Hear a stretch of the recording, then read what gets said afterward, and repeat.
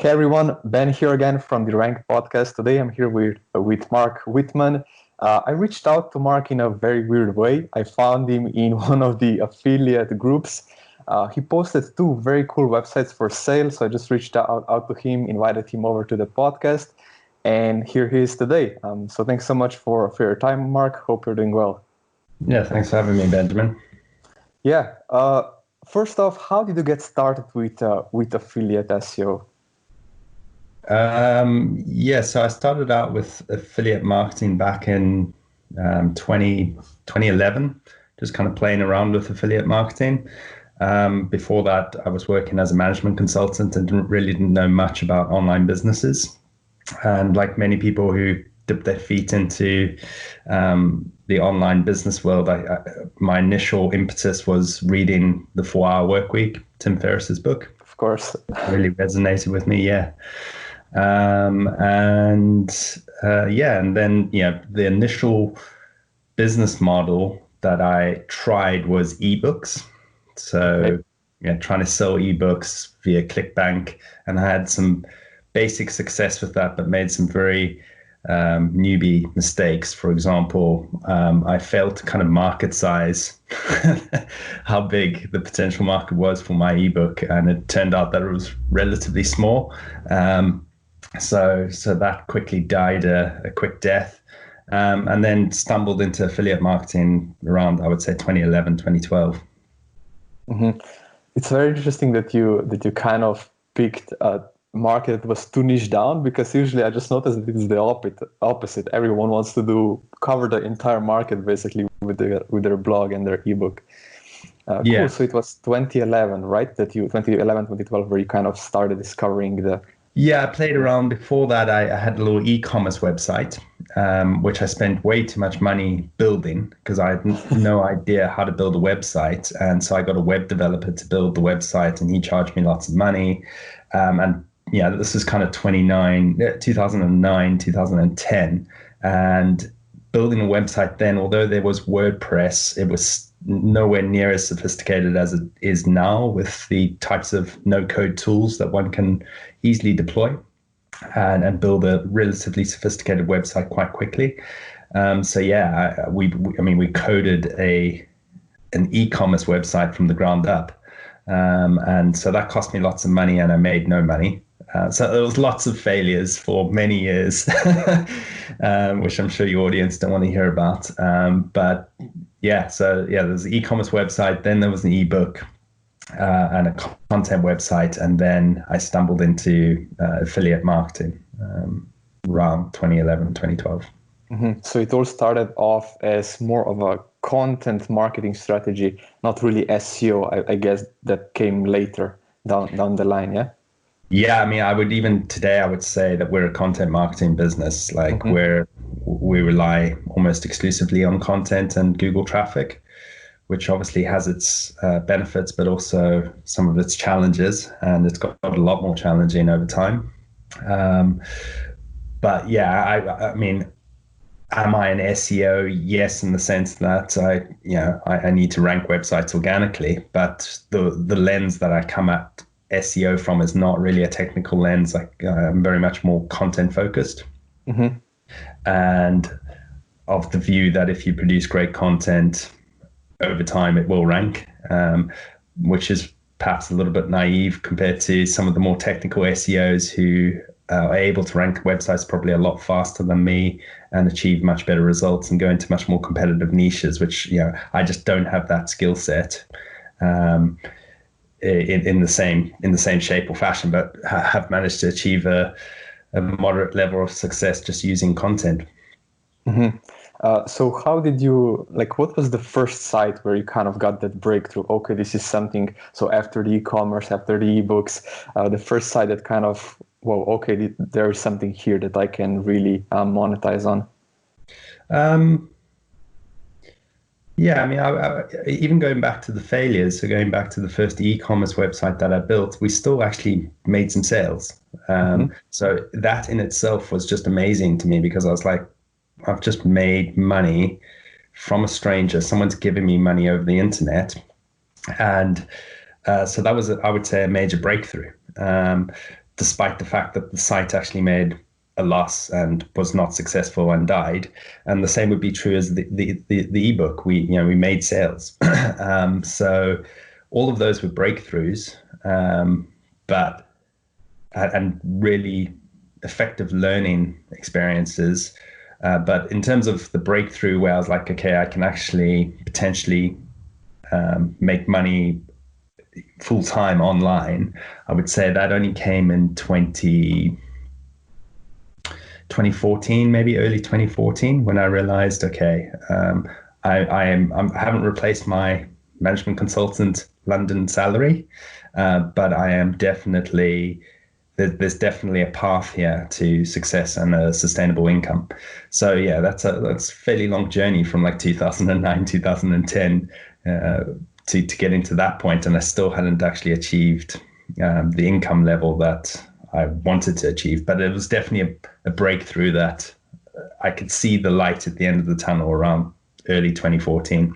Yeah, I'm guessing the concept of the 4-hour work week kind of proved itself, and you were like, okay, this is actually true, right? It's one of the best feelings. Yeah. I mean, I think the 4-hour work week is obviously the title is misleading in the sense that I wasn't working 4 hours, and no one really who subscribes to the 4-hour work week does work 4 hours. But the idea of setting up these muse type businesses that can run whilst you sleep, and they can run relatively hands off once you've set up the systems and processes and maybe put a team in place, that those principles still apply today, I think.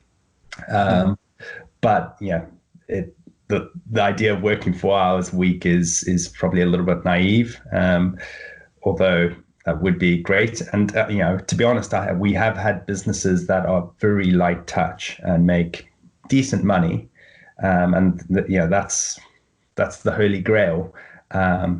But then again, those businesses have been neglected over time and have slowly died. So you can't just leave things and just hope that everything's going to be okay. Yeah. Yeah, definitely. And I noticed that in one of your other podcasts that you did, that at first you were mainly starting the sites from zero, because I feel like that we are all obsessed with the sites. We want them perfect. Everything needs to be exactly as we want. But then you slowly transitioned into buying sites and fixing them up, making them better. How did you go about doing that? Why did you decide for that? Yeah, I've always been of a build mindset until I would say 2017, 2018, where to build a site from scratch just became a lot more difficult, particularly if you're going to rely on a search engine SEO monetization method. Just to rank the site just takes much longer with a brand new domain. So although it's nice to start a site from scratch and you know exactly what's on that site, and it's got a blank slate, there's no kind of history that's hidden from you, which is the case when you buy.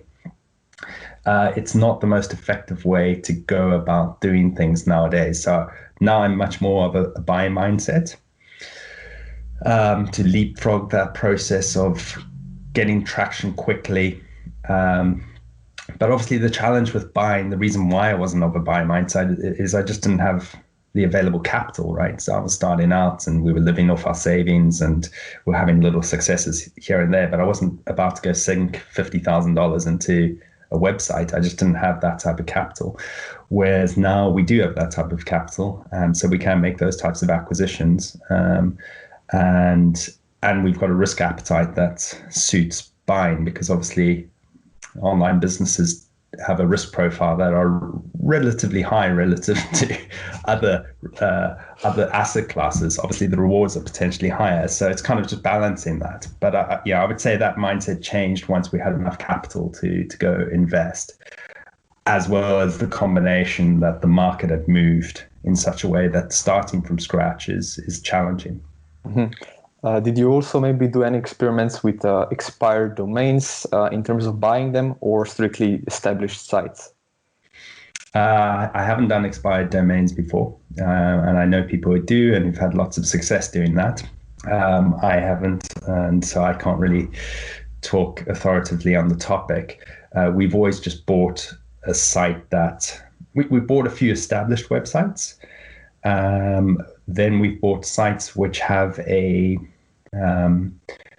they've got a synergy with our existing business. So I can see how I can plug it into our existing business, and it can either just be incremental revenue, or we can actually supercharge things by virtue of the relationships and connections and tools and services that we offer already. Those types of acquisitions I really like, because I don't really have to do much with the business. It's got a great synergy with what we're doing. And then we bought a few kind of what I would say term starter websites. So they've got a bit of traction, maybe a year old, 1.5 years old. They've got content, they've got some backlinks.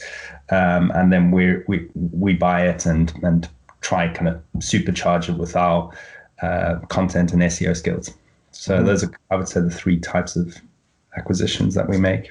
Yeah, this is exactly what I wanted to ask you, because in the other episode that I listened to, you mentioned how you, if I got the idea right, how you have these existing systems, right, in your other businesses, and you kind of just only do an acquisition if you can strategically combine the two, right? So I wanted to ask you, maybe if you can go into a bit more detail, just an example of how you would go about doing that, maybe. Yeah, so an example would be, we've got an FBA business, right? So we've got some products that we sell. So if we can buy an affiliate content site that is in the same space as our FBA business, we can just couple the two together. And, let's say they've got a best of post that's in our product category. We can just slide our product in. So that would be a classic example of strategically aligning one type of business with another one. Then we've got what would be another good example? We're in the travel industry, which has been absolutely decimated by COVID-19. So things aren't great at the moment, but we've got deep industry knowledge and relationships with tour operators and travel industry products and services companies in that space. So travel type websites are a great acquisition for us, because not only do we understand the space really well, but we've got great relationships and we know how to play in the travel space well. So we've done some good acquisitions in that space before. Yeah. Also, do you maybe do any kind of synergy type of situations with your company, which I didn't really do a proper introduction. So given the fact that you own the Content Elect, which is like a content marketing agency, if I can call it that, or just a content... Yeah, we're a content marketing agency, yeah. Yeah. Would you also say that you use any kind of the processes from your business and combine them or merge them with any of the acquisitions that you do? Yeah, absolutely. Sorry, that's a loud motorbike. So, I mean, Content-Elect was actually born out of the affiliate marketing business, right? So we had the systems and processes in place to produce great content for our own portfolio of websites. And we had the team in place. They were all well trained in affiliate marketing content. And so it was a natural progression to actually offer this service out to the market, which we did back in 2018 with my business partner of mine, who's based out of South Africa. And yeah, we've scaled that business really nicely, servicing affiliate marketeers and small businesses, entrepreneurs. And lately, we've started helping a lot of SaaS businesses with their content. So essentially, you had the processes already from your affiliate sites, right? And then you just took those processes and created the company using those. Wow. Not just the processes, we had the team as well. We had the initial team in place. So we didn't even have to, obviously we've had to subsequently recruit as we've scaled, but like the initial core team is still there. So yeah, we had pretty much everything in place. And it was really just creating a productized service behind that. Amazing. And by calling it a productized service, I recently read this book, Built to Sell. Mm-hmm. and it mentions how a service needs to be like productized, so it's kind of the same over and over and over again, so that you are not really creating a custom service for every single customer. So I guess that would be a good explanation of a productized service, right? Yeah, I mean, I'm a very big fan of the productized service business model, and we're actively looking to build out more productized services. Contentlex being really successful, and it's proven itself as a great business model. Yeah, I mean, I think, relative to, let's say, a consulting business where you could potentially charge a lot more money and go higher up the value chain, but it does tend to be a lot more bespoke and tailored to a client. There's a lot more work that's involved. So, and it's more difficult to sell a consultancy business if you are looking to exit. So the productized business obviously solves for those problems, and is scalable in the sense that if you can get good processes in place and they're easily repeatable, then it's I think a great business model. Mm-hmm. I came from a consulting background, so I know what that looks like.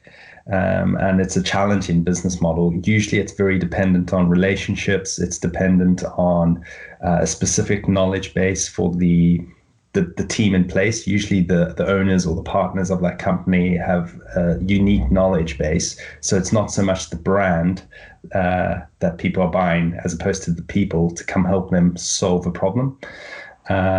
Although that's not always the case, but that tends to be the case for small consultancies. And they also have a famine and feast cycle. So like they sell work and then they have to deliver the work. So then they have no work and then they sell work. So it's a tough business model.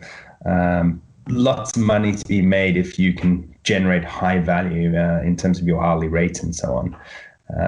So like we were, the consultancy that I was in was a niche strategic management consultancy working with FTSE 100 companies. And the fees are very high, but it's a lot of work and it's a tough business model. I wouldn't want to do it again. Mm-hmm. And what made you like kind of want to move from the affiliate space to like a productized service, just like shifting your focus? What made you want to do that?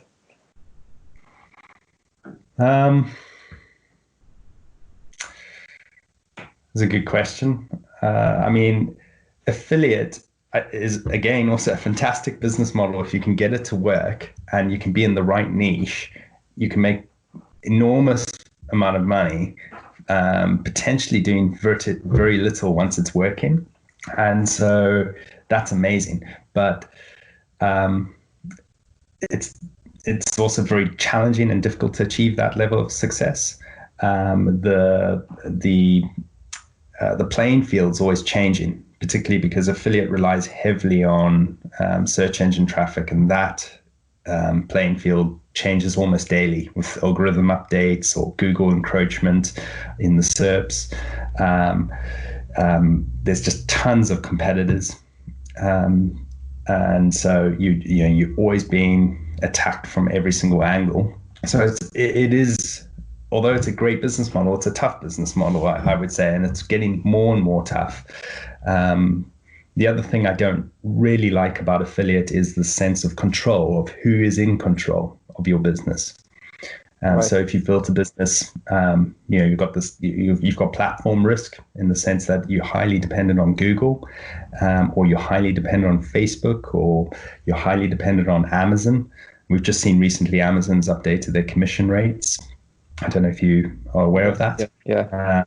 That is, if you have, let's say, 100% exposure to Amazon affiliate or Amazon associate income, and they've suddenly just sliced your commission rate by 60 or 70%, that's huge, right? And you've got no control, absolutely no control over that. So those parts of the affiliate marketing business model I don't like.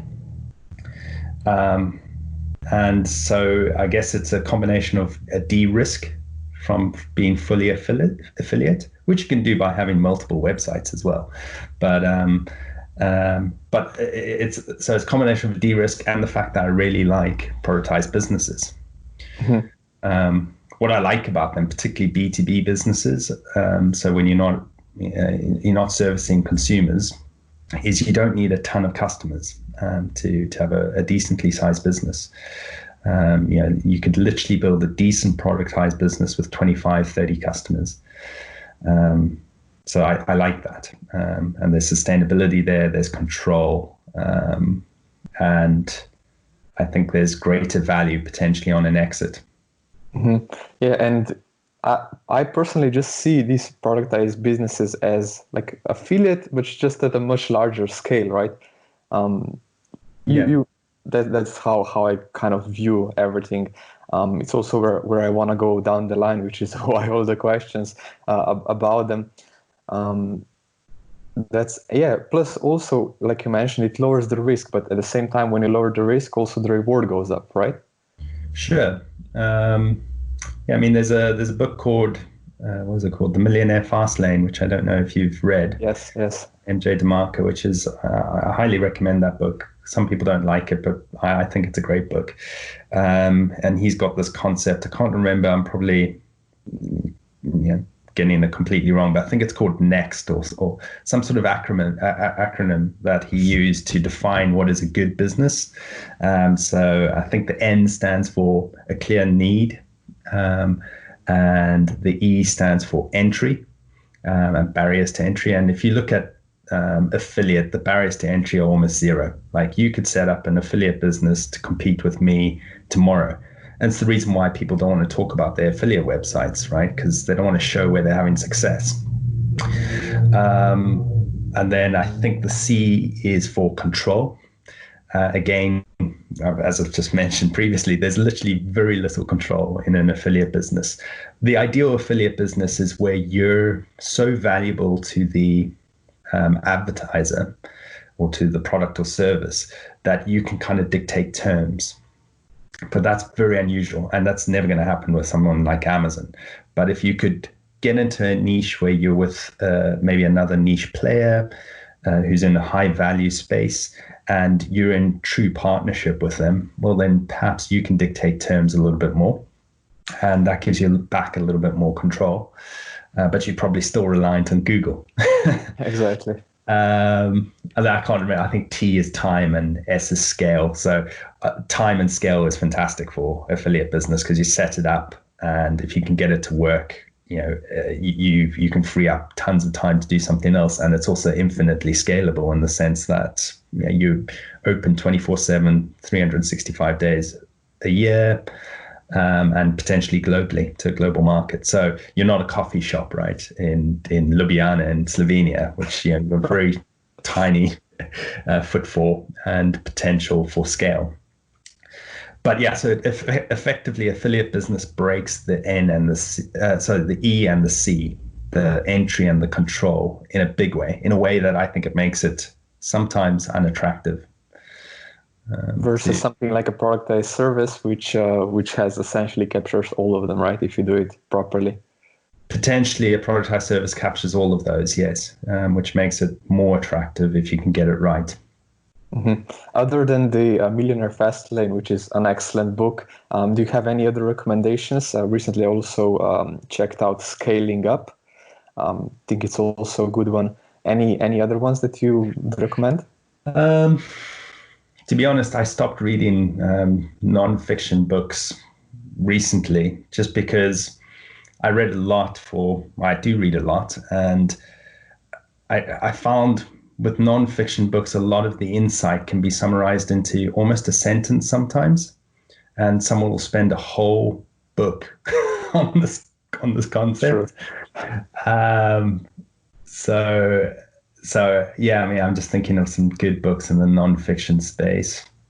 A book that I really enjoyed that influenced me a lot was Richard Koch's 80/20 principle. Mm-hmm. I think that's a great book and that's timeless.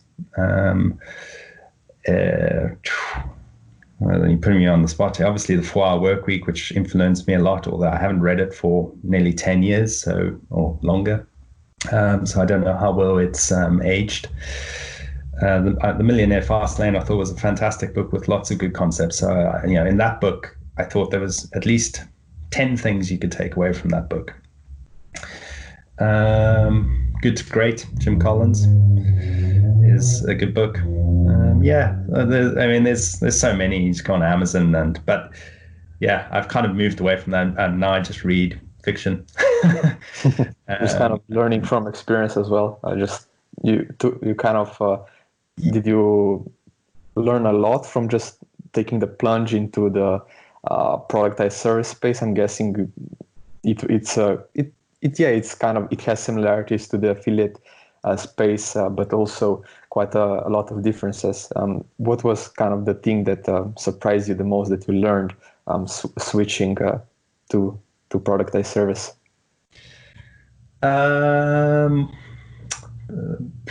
What did I learn most from the switch? I mean, there's elements of affiliate marketing that can obviously be applied into a productized service. So affiliate marketing business is so simple. It's got two parts: create content and build links. That's it. And if you do that really well, great. If you manage to create good content that targets clear keywords and so on, and you manage to build lots of links, you will probably be quite successful in affiliate marketing. Obviously, choosing your niches probably comes before those two parts. A good choice of niches is helpful or very important. But the simplicity of that can be applied to a productized service. The complexity is building teams. So, there's a big leap that I made from building affiliate websites myself to defining all of the kind of processes that go into building an affiliate website, and then building a team to scale that out consistently and reliably over time. And so once I'd made that leap, so I wasn't effectively a solo entrepreneur, and I had a team that I could rely on, then you're actually quite close to a productized service, because productized service, you definitely need a team in place, right? So it is, I guess, if I was recommending someone to kind of go through those steps, and you are an affiliate marketer, then I would start trying to scale up your affiliate business that involves a team and managing people. And then once you've got that in place, then you can probably head towards a productized service. That's not to say that you can't start a productized service straight away. It's not a very complex business model. Mm-hmm. So I think if you think you can do it and you've got a good idea, then you can go down that path. I mean, I think if I had the technical skills, I'd probably start a SaaS business, right? Which I think is a fantastic business model, but I'm not technical at all. That's, I guess, doesn't preclude me from starting one. I would just need to find a technical co-founder or something like that. Mm-hmm. So Productized Service is a nice kind of halfway stop for a non-technical, non-techie person. Mm-hmm. And with Content-Elect, I heard that you in the other podcast, I noticed that you mentioned how you kind of try to educate the customer, really, because a lot of people, this was also my mistake, first time ordering content, I want this and this and this, title and meta title, and that's it, meta description, that's it. How did you go about really trying to educate the customer? What's the process that you have at Content-Elect to help them write a better brief, maybe? Yeah, so I mean, we've got our content service can either be bought as a pay-as-you-go service. So you need a piece of content and you come on our site and you can buy that piece of content. But a much larger part of our business and the growing part of our business is monthly customers. And so they're on a monthly recurring content package with us, and we produce a set number of articles for them, and in some cases we post the content for them, and we actually do all of the kind of content ideation and creation of a content calendar, all of that work. So in that sense, we actually own the process, so that's a lot better, because then we can really truly own the outcome. But let's say you're going down the pay-as-you-go route, and you've just explained, you just give a title and just say, please write this. we will usually go back to that person and ask for a lot more clarification of exactly what they're looking for. But at its basic level, when you order through us, we've got an ability for the customer to provide a brief. And we set out what we think it should be in a brief. So things like at least keywords, some good sources that our writers should go read and research, and some like kind of key ideas that people want to be conveyed in the article. We also like to know if it needs to be in British English or American English. We don't really ask people too much about tone of voice. Some writers, some like services do. I don't think it's I wouldn't even know how to answer that. yeah, exactly. They're like a professional tone of voice, journalistic, and so on. We try to write great content that's factually correct, enjoyable to read, and hits the mark in terms of what should be on the page.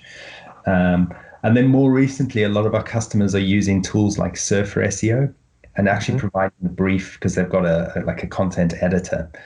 So the brief is very quickly generated when you put in a keyword, and they just send us that. So we've got 2 or 3 customers who we do that with, and that's quite effective as well.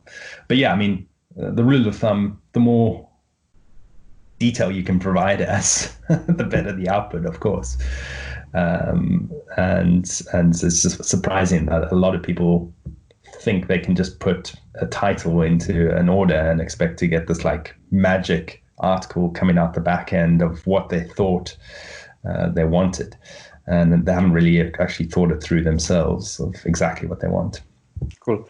And if people want to order, you just contentellect.com. Yeah, so contentellect.com. Depending on when this is going live, I don't know when you're going to be publishing this, but we're actually just launching a new website. So do you know when this podcast will be? Next week. Next week? Yeah, so should have the new site live by next week. So contentellect.com, and you can either go down a pay-as-you-go route or monthly blog articles, or just talk to us and discuss what you're trying to do, and hopefully we can help. Awesome. And if people want to reach out to you, have any other questions, what's the best place to do that? Probably through Contentellect as well. I don't really have much of a public profile, unfortunately. So yeah, just through Contentellect's Cool. good. Yeah, I'll just link that below. Cool. Well, thanks so much, Mark, for joining me. It was super, super good, and thanks for all the value you provided. No worries. Yeah, hopefully you can come back soon with the more projects that you're working on and explain those as well. Yeah, I'd love to. Cool. Have a good one. Cheers.